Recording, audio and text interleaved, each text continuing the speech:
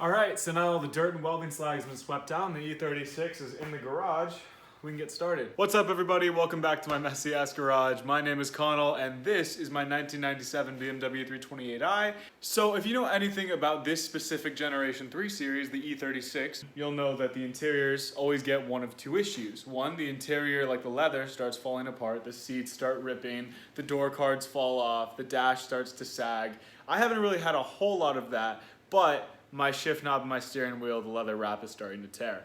And the other issue that these cars like to have is stereo issues. I haven't had much of that either. However, I did end up switching out my rear deck speakers from the factory little 4 inches. But yeah, it's a great car, but I'm gonna fix two issues along those lines today. The first issue is, of course, that this is a almost 30-year-old interior and things are starting to wear down.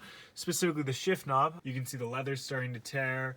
The little emblem is sun faded a little bit, and also it's all just kind of generally worn down. The other issue is these two rear deck speakers. So I did end up swapping them out. They worked well for the time being, but unfortunately, after I put in my new suspension, I have Bilstein B12 suspension in it now, the shock mount for the rear right blew out, and because it's directly under this speaker, it popped through it and destroyed this speaker. So I just took this speaker out, and now my only functioning rear speaker is that one. How to handle everything, I bought this stuff. First up, obviously, is a new 5-speed manual shift knob. This is actually a bit heavier than my factory shift knob too, so this is gonna feel really nice. The next thing, which I'm gonna give some context for, is some Scosche 6x9 speakers that got on sale from Walmart, because I'm cheap, and some E36 to 6x9 adapters from Amazon. So when you buy an E36, or when you bought one new from the factory, you had one of two options with a stereo system. One is the fancy Harman Kardon stereo system, or you had just the factory-based stereo system, which is still really nice. This is the stereo system that I have. So you have a mid, a tweeter, and a high. In addition to the woofers, if I could pull this off, you also have a little tweeter back here.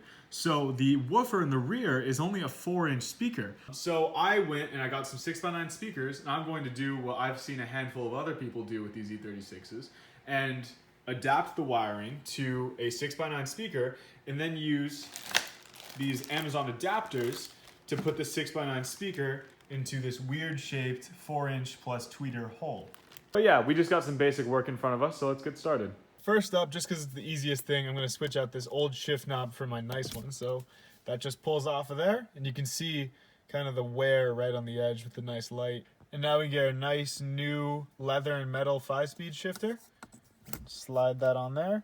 And these Amazon shifters are always a little stiff, so you kind of have to... That little $15 part improves the quality of the interior so much. Let's get started putting these nice speakers in here. First thing obviously is to take the other grill off, and that is the destroyed speaker. Now all I gotta do is get in here and undo the speaker mounts, and it should pop right out. Okay, so my phone died while I was undoing this, unfortunately. But on the good side, I found my croissant in the back seat, still in its bag. I bought this the other day and forgot to eat it.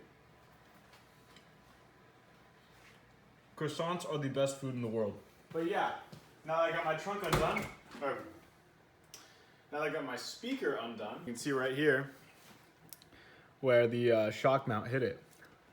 This is a really good croissant. All right, now that I finished my croissant, I was looking at this and I think I might be able to yank this factory plug out of the housing. So then I'll be able to take the wiring out and I won't have to do any custom wiring. I'll just be able to plug in my new aftermarket speakers.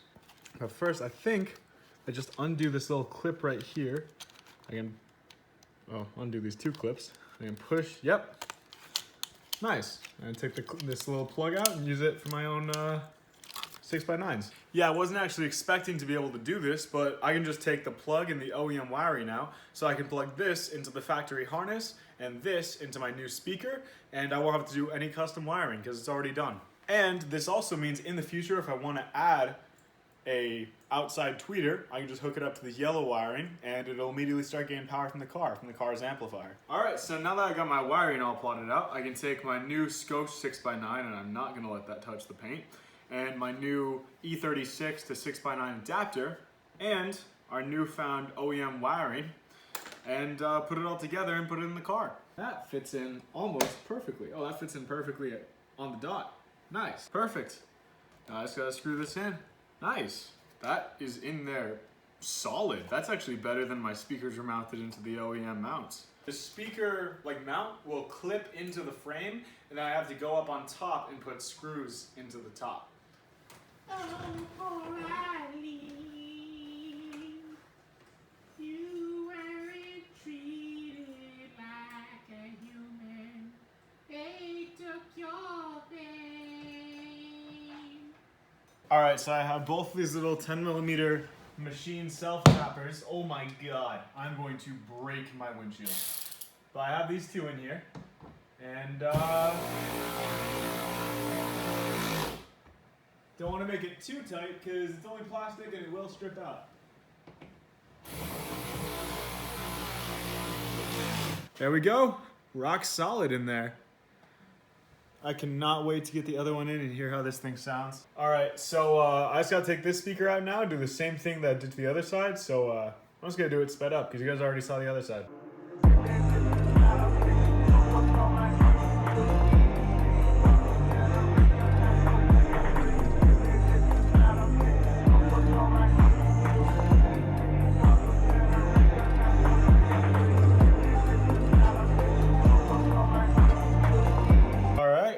Do now is put in the grill, and that is done.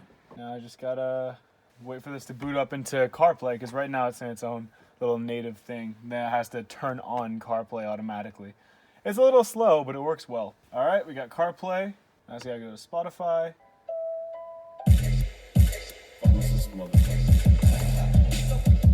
Ooh, I can feel the bass now.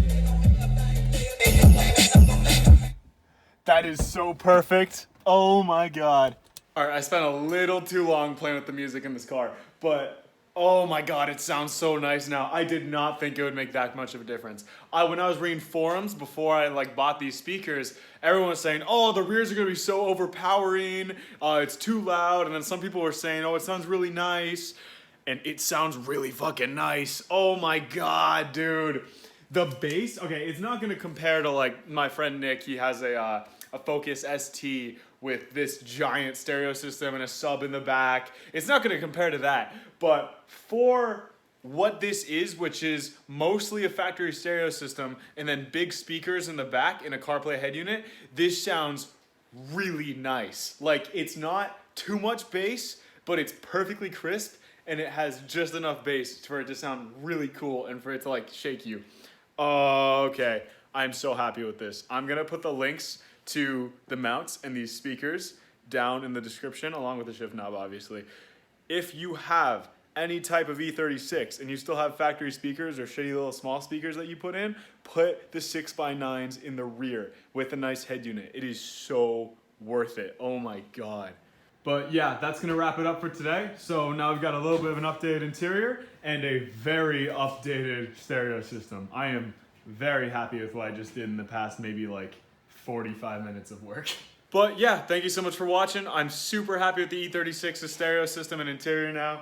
And I'm gonna keep chipping away at this project over time until this car is absolutely perfect. So make sure to like and subscribe to follow along with this. And yeah, catch you next time. Have a good day.